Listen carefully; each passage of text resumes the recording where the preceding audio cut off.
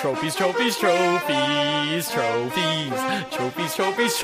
That's my hook. Swear that I said I ain't fucking around. She fucked my whole circle, she fucking around. Every rapper who hated is suffering now, cause I'm fucking them down. Fucking them down. Rich and EP, a single of Vivo, some trips to LA, and I'm better than you do. Two clownies is foo-foo. I swear that I did it. I swear that I did all this shit off of YouTube. And homie, we here. And still you ain't shit. It's royalty, bitch. I'm a peasant turned prince. I question you haters. After the brief ring ceremony, we're going up against our first game of the second season against the Indiana Pacers.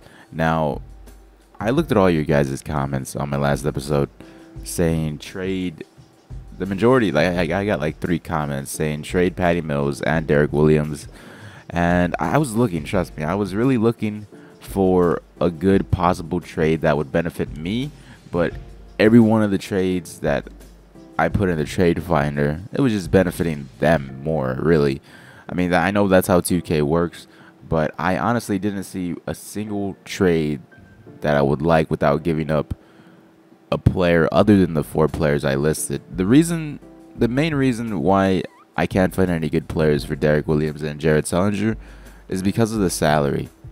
The salary is just way off from an actual decent backup. So I decided just to keep both of them.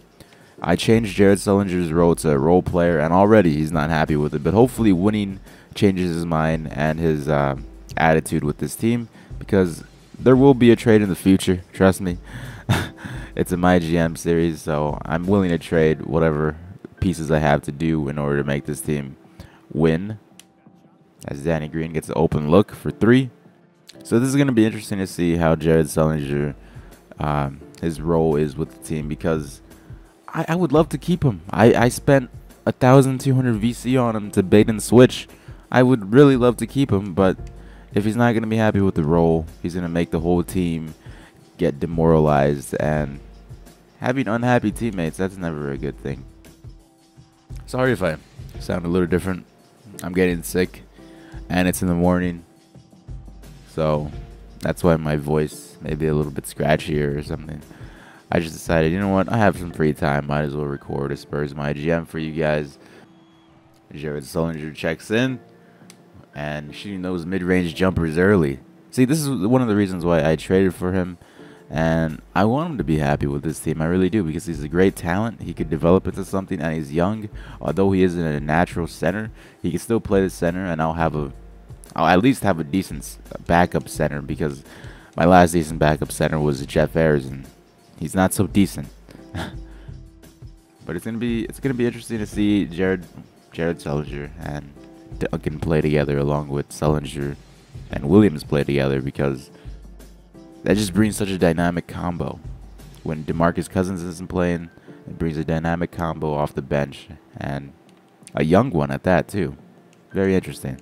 So I kept every single player, every single starter on my team from last year's championship. I decided not to break it up, because there's no need to break it up yet. As long as we keep winning championships, there's no need to break up the starting lineup, or unless somebody's unhappy with their playing role. But I'm pretty sure none of my starters would be unhappy with the time they get to play. Now my bench checks in. Steven Jackson back on the Spurs roster. I should have signed him last season so he could win another championship with them. I really like him as a player. It just sucks that he wasn't happy with his playing time behind Kawhi, as he misses his first shot back with the Spurs. Kawhi open for 3. Those excellent releases always lie to me. I don't know why. They just do. Hopefully they fix that in 2K15, because I know for a fact, if you have the excellent release down and an A+ rating, that should go in. There's nobody on you. That should always go in. Especially these NBA players that can make pretty much an open jump shot anytime they want to. Like, look at that. There.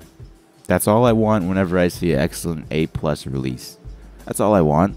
If it's an excellent and like a B, then I understand if it misses, because I had a defender on me. But come on now. The excellent A+ missing should not be so frequent. Yeah, they might miss the open occasional shot, but they miss it way too much. Way too much. Ooh, nice block by Ginobili. Ginobili. Ooh, That was a failed attempt of saying it how Charles Barkley does it, because, like I said in the beginning, early in the morning, a ugly morning voice equals a horrible Charles Barkley impression. All right, Sully in the corner for three, gets blocked by Hibbert. Hibbert playing on-ball defense at the three-point line. What is this? He doesn't do that. That's why they lost to Miami that fast. Speaking of the actual NBA, the NBA Finals just started. I'm recording this the day after the Spurs won Game 1. And to be honest, I really hope my last season's MyGM comes true. I don't hope it goes to Game 7, because Game 7 is always a heart pounder, and it's just, you never know in Game 7s who's going to win. But I really hope the Spurs do win, like Skips Bayless says, in 6. But as long as they win a championship, I'd be happy with it. It would be a successful season, and it would be everything that should have happened last year. That's another player I should have went after, Ian Mahinmi. That could have been a possible good trade. George Hill and Ian Mahinmi. Ian Mahinmi could be doing a good job backing up Cousins, but I feel like we won't have to trade until people are unhappy. That's all I really got to think about, because this is a good team, especially with Sullinger. And I would love to keep him and all the players I have right now, and then make a major big move during trade deadline time. But I feel like hopefully we get the job done without having to trade anybody. I know that would be the first, right?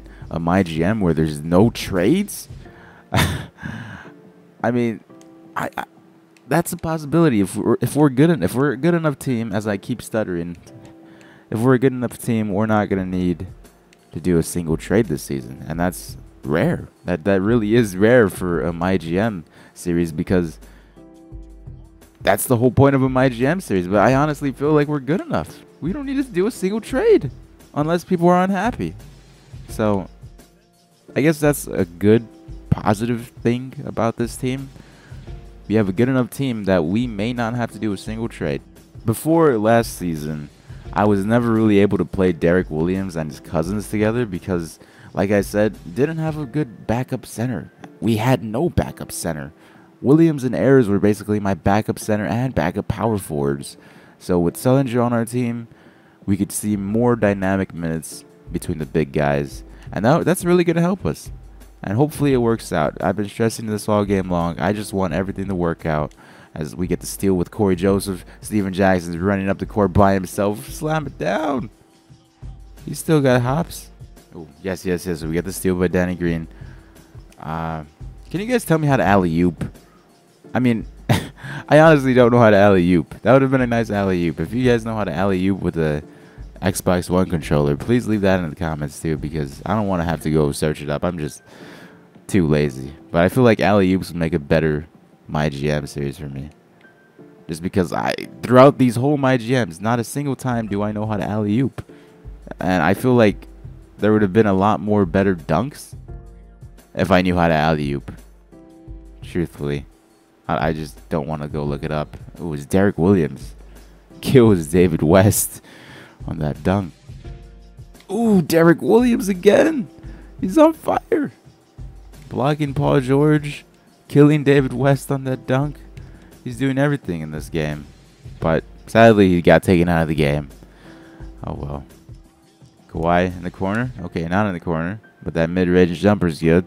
So far, we're up by 10. It looks like we have this win in our grasps, as long as we don't mess it up to a degree. Why is Jeff Ayers handling the ball? Tony Parker, just shoot it. Whew. I really like this matchup. Oh my goodness! Duncan, block it, Duncan. Woo! Block it, Sully. Okay, or not. Like I said, I really like this matchup, even though if they're starting to catch up at the end. Because it's like a what-if scenario. Oh, Duncan's open. It's like a what-if scenario. What if the Spurs kept George Hill and the Indiana Pacers drafted Kawhi Leonard? That would have been... Ooh, I don't know what to think of that. That was some charging cheese trying to get out. George Hill from this game. 5th foul on George Hill. He's going to get out of here. One more foul and he's gone. I mean, not like it matters, but... All right, George Hill's going to foul out right here. He's going to foul out.